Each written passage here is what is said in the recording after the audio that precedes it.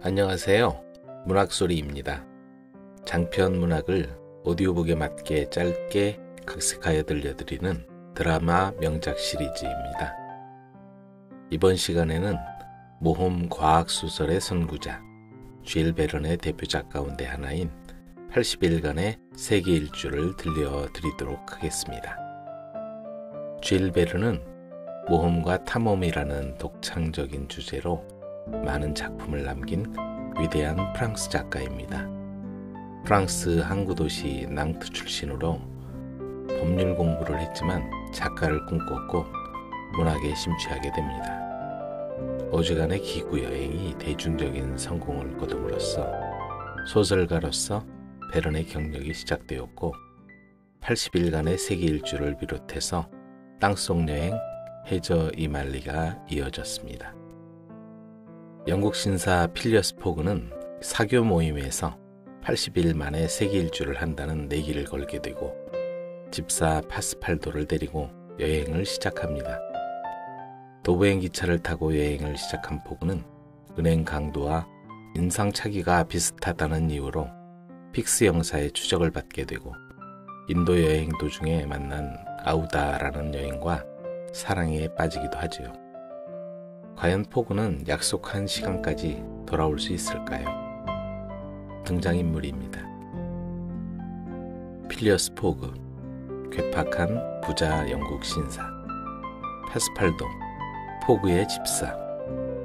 픽스 형사, 포그를 추적한다. 프란시스 크로미티, 육군 준장.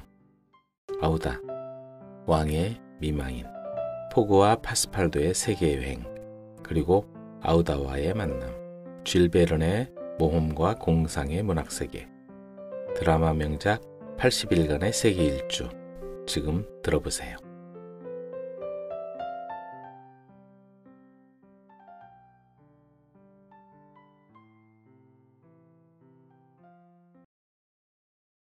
영국 신사 포그가 친구들에게 말했지. 80일이면 세계 일주를 할 수 있다네. 그건 불가능하지. 내기하세. 그렇게 포그의 세계 일주가 시작되었네. 배를 타고 기차를 타고 강을 넘고 바다를 건너 5대양 6대주가 무대가 되었네. 형사에게 쫓기고 인디언 습격을 받고 모험의 연속이었지.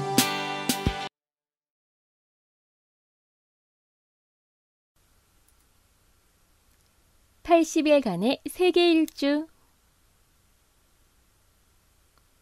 필리어스 포그라는 괴팍한 영국 신사가 살고 있었습니다. 포그는 돈 많은 갑부지만 매우 검소한 생활을 하는 사람이었습니다. 아는 것도 많고 좋은 일을 위해서라면 기부금을 선뜻 내놓았으며 규칙적인 생활을 했습니다. 하지만 그에겐 가족도 없었고 파스팔토라는 집사가 있을 뿐이었습니다. 포그는 평소와 마찬가지로 정확한 시간에 레르멜 거리에 있는 사교 모임에 나갔습니다. 사교 모임의 회원들은 모이자마자 세상을 떠들썩하게 했던 도둑 사건으로 화제를 돌렸습니다. 어떤 은행에서 5만 5천 파운드라는 큰 돈을 도둑 맞은 사건이었습니다. 이들은 2천 파운드의 현상금이 걸린 범인이 도망갈 곳은 세상 어느 곳에도 없다고 말했습니다. 그러나 스튜어트만은 달랐습니다.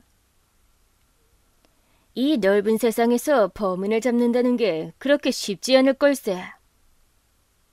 그 말에 포그는 엄숙하게 말을 이었습니다. 천만에 80일이면 세계를 일주할 수 있을 정도로 좁다네. 그걸 증명할 수 있겠나? 그렇다면 여행 경비로 4,000파운드를 내겠네. 80일 만에 세계 일주를 한다는 건 불가능하니까 말이야. 스튜어트가 이렇게 말하자 포그도 지지 않고 맞받았습니다. 좋아. 그렇다면 나는 80일 만에 세계 여행을 하는 쪽에 2만 파운드를 걸겠네.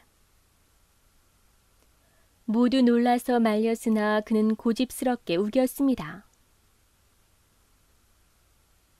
그럼 나는 오늘 밤 8시 45분에 출발하는 도버행 기차를 타겠네. 포그는 파스팔토를 불러 세계 일주를 할 것을 알려주며 떠날 준비를 하라고 일렀습니다.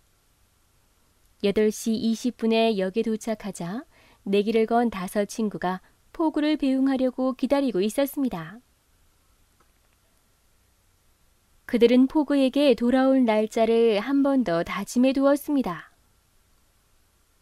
그래, 80일 후인 12월 21일 토요일 오후 8시 45분에 클럽에서 만나세. 포그는 명쾌하게 말하고 기차에 올라탔습니다. 포그의 80일간의 세계 일주 도전은 화제가 되었고 신문에 실려 영국 전역에 퍼져나갔습니다.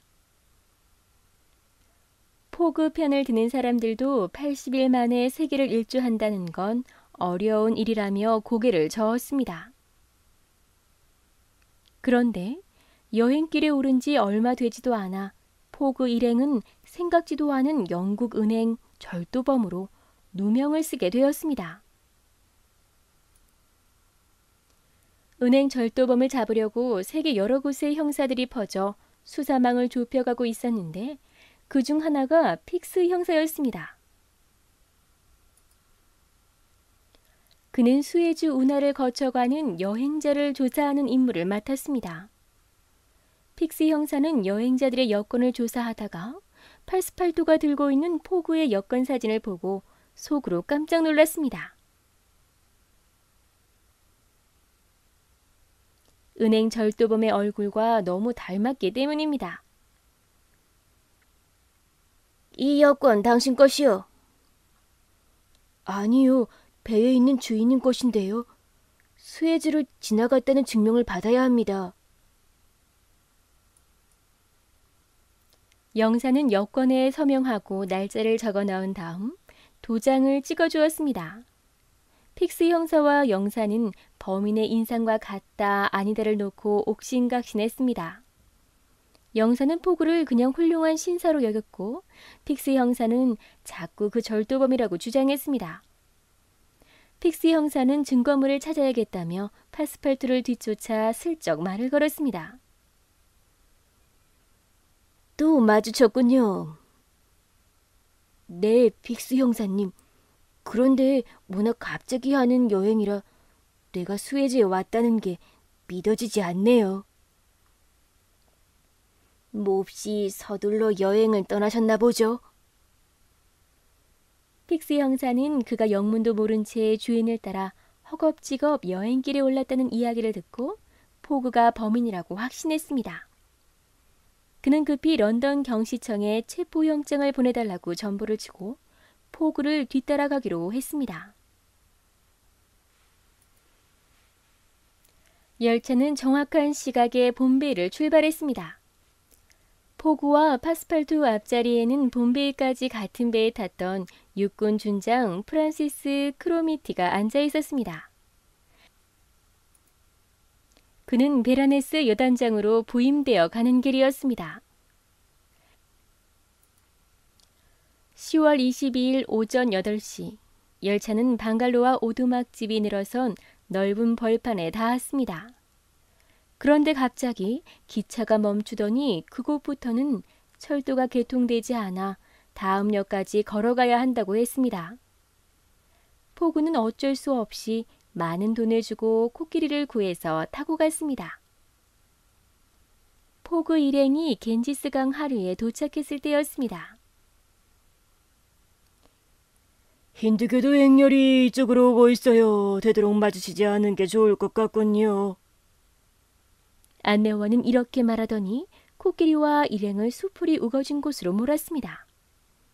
시끄러운 소리가 점점 더 가까워지더니 마침내 화려한 동양식 옷을 입은 청년들이 한 여인을 끌고 가는 것이 보였습니다. 여인은 유럽인처럼 피부색이 희고 아름답게 치장을 했지만 비틀거리며 걸음도 제대로 걷지 못했습니다.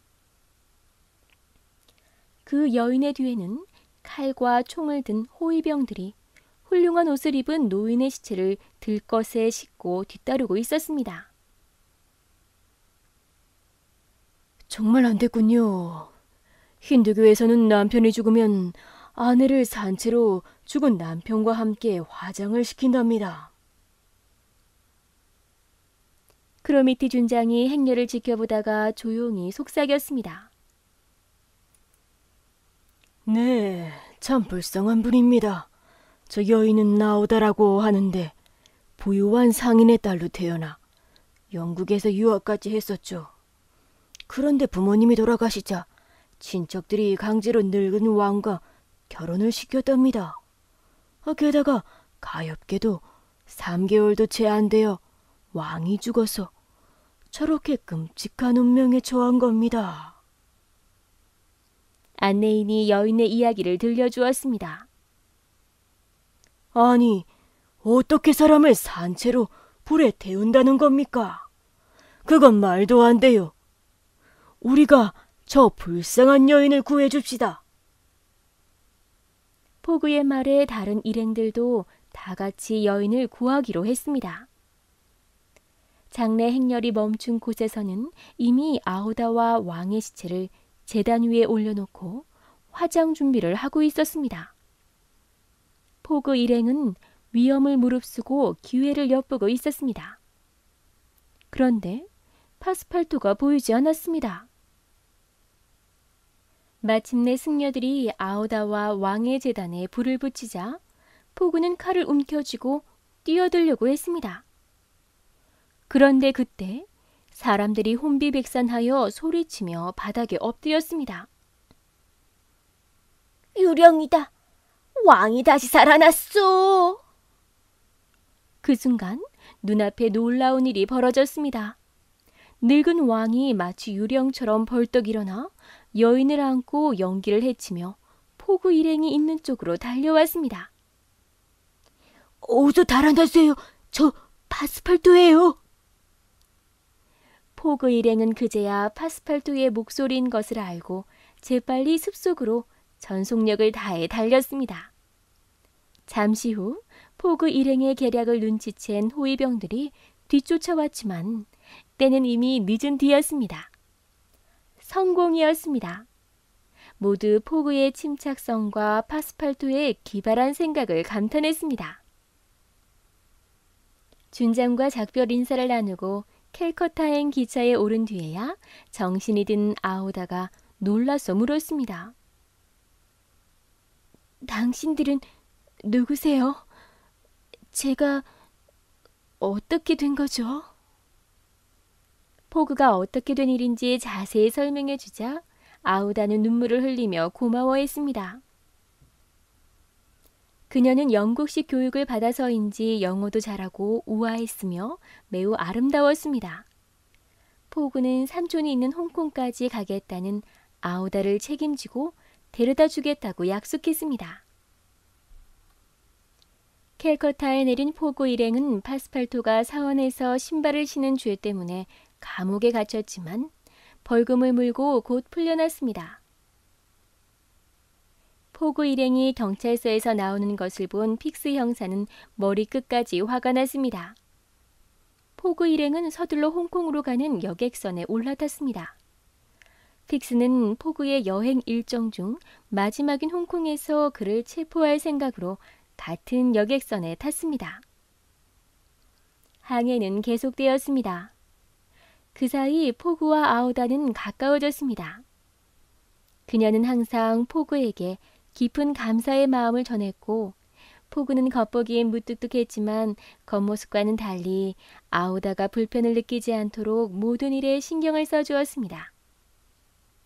어느 날 우연히 갑판 위에서 마주친 픽스와 파스팔토는 반갑게 인사를 나누었습니다.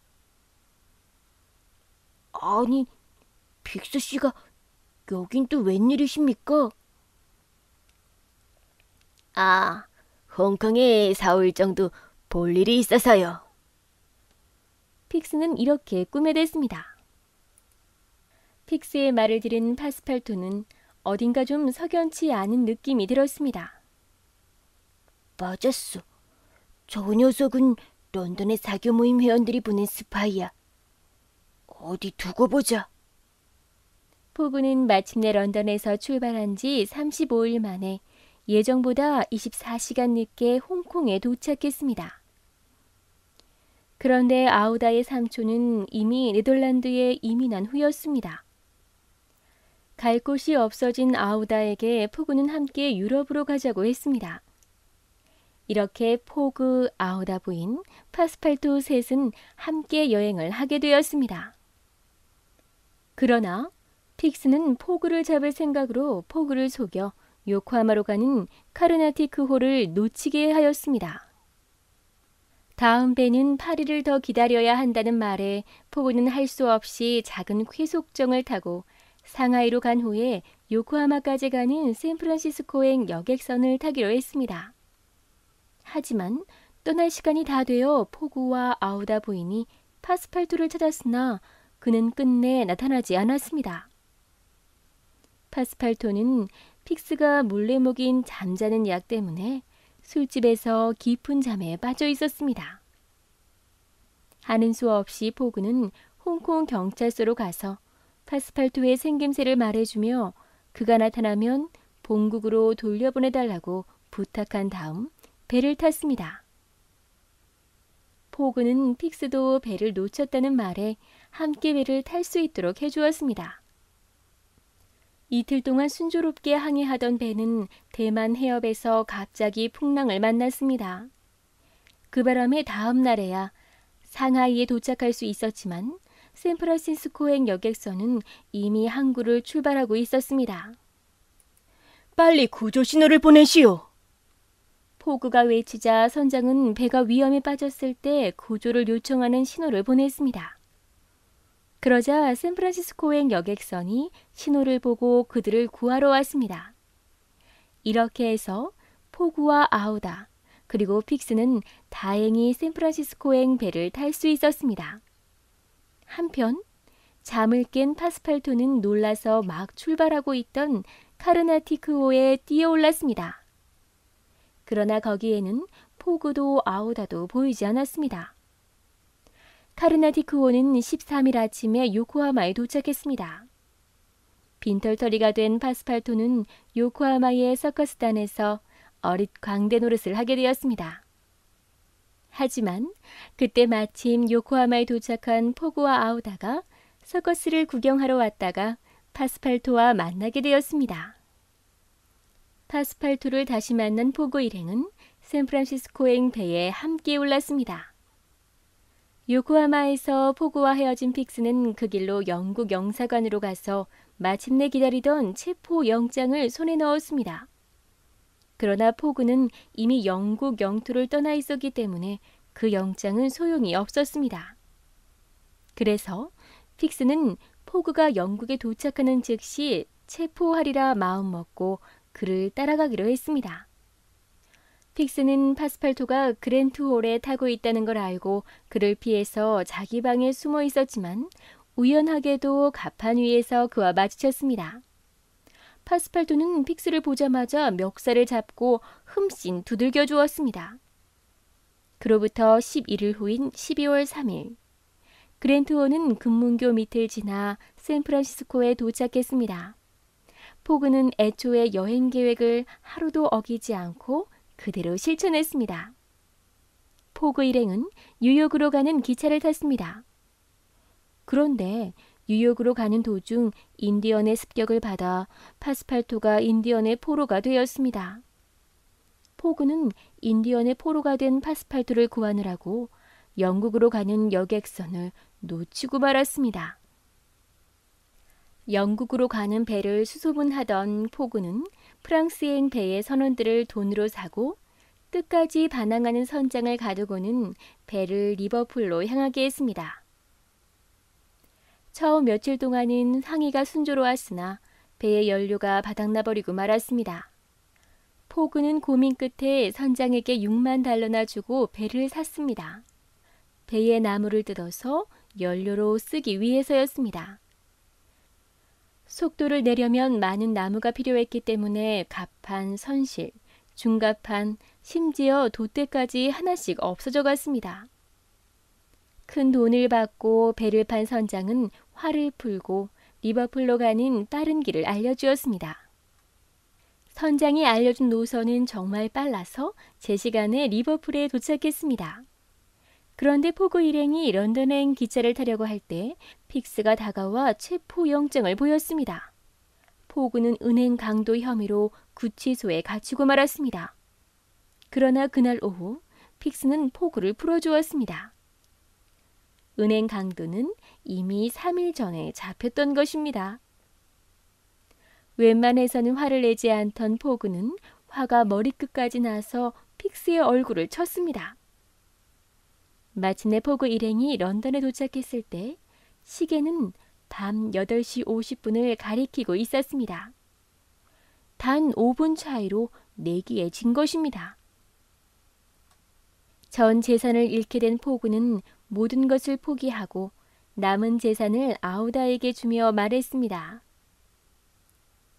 부인, 이렇게 영국까지 모시고 온 것을 용서해 주시겠습니까? 당신을 행복하게 살도록 도와드리고 싶었지만 저는 파산하고 말았습니다. 자, 이것이 내게 남은 전부입니다. 아마 부인이 그럭저럭 지낼 만큼은 될 것입니다. 그럼 포그 씨는 어떻게 하시려고요? 친척이나 친구들이 도와주나요? 전 아무것도 필요 없습니다. 친척도 친구도 없습니다. 포그 씨, 친척과 친구를 한꺼번에 얻고 싶지 않으세요? 저를 아내로 맞아주시지 않겠어요? 아우다 부인의 눈은 진지함으로 가득 차 있었습니다. 오, 아우다, 결혼하고 말고요. 나는 벌써 당신을 사랑하고 있었소. 아우다 부인은 포그의 말에 감격한 듯 소리를 지르며 포그의 품에 안겼습니다. 한편 12월 21일 토요일 저녁, 클럽 앞에는 수많은 사람들이 들끓었습니다. 클럽 안에는 포그와 내기를 건 회원들이 포그가 돌아오길 기다렸습니다. 벽에 걸린 시계가 8시 25분을 가리키자 스튜어트가 일어서며 말했습니다. 드디어 20분 남았네. 하지만 리버풀에서 오는 기차에 포그의 이름은 없었어. 내가 이긴 거야. 하하! 역사적인 시간이 차츰 다가왔습니다. 5명의 친구들은 억지로 태어난 척하며 서로 얼굴을 맞대고 있었습니다. 드디어 마지막 순간이 다가왔습니다. 40초, 50초, 55초. 5 신사는 성급하게 일어섰습니다. 그때였습니다. 아직 초바늘이 60을 넘지 않았을 때 문이 열리면서 포그의 모습이 나타났습니다. 내가 왔네. 그의 목소리는 평소와 다름없이 침착하고 조용했습니다. 놀랍게도 포그는 그 시간에 클럽에 나타난 것입니다. 어떻게 그럴 수 있었을까요? 사실은 이랬습니다. 포그가 동쪽으로 여행하면서 경도를 지날 때마다 4분씩 줄어들어 360도를 지날 때는 24시간을 벌 수 있었던 것입니다. 그래서 포그가 런던에 도착한 날이 토요일인 줄 알았지만 사실은 12월 20일 금요일이었습니다. 우연히 이 사실을 알게 된 파스팔토의 말을 듣고 포그는 바로 클럽으로 달려온 것입니다. 이틀 후 포그와 아우다 부인의 결혼식이 성대하게 거행되었습니다. 파스팔토는 싱글벙글 웃으면서 신부의 증인으로서 참석했습니다. 그것은 부인의 목숨을 구한 파스팔토에게 어울리는 명예였습니다. 이튿날 아침, 파스팔토는 주인의 방문을 꽝꽝 두들겼습니다. 웬일이지, 파스팔토? 주인님, 78일 만에도 세계 일주 여행이 가능했다는 거 아십니까? 물론이지. 만약에 인도를 지나지 않았다면 말이야. 하지만 인도를 지나지 않았다면 아우다는 내 아내가 되지 않았을 테지. 난 전 세계를 돌아다니면서 가장 소중한 보물을 찾아낸 셈이야. 포그는 행복한 얼굴로 사랑스러운 아내를 바라보았습니다.